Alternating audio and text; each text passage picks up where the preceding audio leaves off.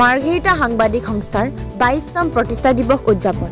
মাৰ্ঘেৰিটা সাংবাদিক সংস্থাৰ দ্বিবিংশতিতম প্ৰতিষ্ঠা দিৱস লিডুত উদযাপন কৰা হয়। লিডু কেন্দ্ৰীয় নামঘৰৰ সভাগৃহত আয়োজিত অনুষ্ঠানত পৌৰোহিত্য কৰে মাৰ্ঘেৰিটা সাংবাদিক সংস্থাৰ সভাপতি ৰামপ্ৰসাদ আম্বেদকাৰে।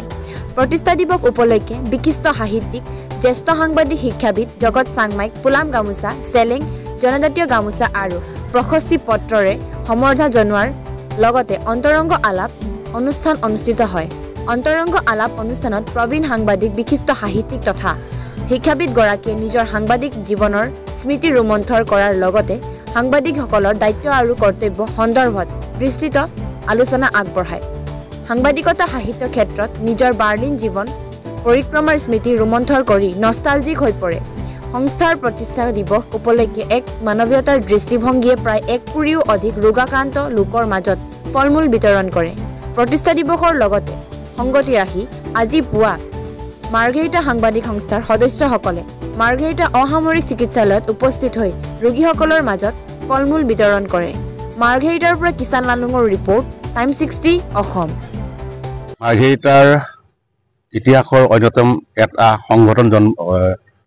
সংযোজন হৈছিল, সেয়া হৈছে মাৰ্ঘেৰিটা সাংবাদিক সংস্থা। এক বৰ্ণিল যাত্ৰা।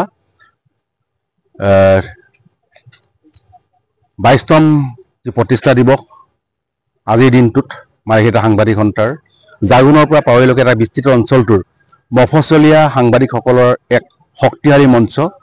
অকল মাৰ্ঘেৰিটাই নহয়, উজনি অসমৰ ভিতৰতে অন্যতম এটা শক্তিশালী সাংবাদিক সংগঠন হিচাপে ইতিমধ্যে নিজৰ কৰ্মকাৰাজিৰে পৰিচিতি লাভ কৰিছে। আৰু এই সাংবাদিক সংস্থাৰ প্ৰতিষ্ঠা দিৱস উপলক্ষে আজি মাৰ্ঘেৰিটা সাংবাদিক সংস্থাৰ প্ৰতিনিধি দল আমি উপস্থিত হৈছোঁ মাৰ্ঘেৰিটা অসামৰিক চিকিৎসালয়ত। আৰু চিকিৎসালয়ত থকা প্ৰায় 2 কোটিৰো অধিক ৰোগাক্ৰান্ত লোকক আমি ফল-মূল আমি বিতৰণ কৰি আজিৰ দিনটো আমি উদযাপন কৰিছোঁ।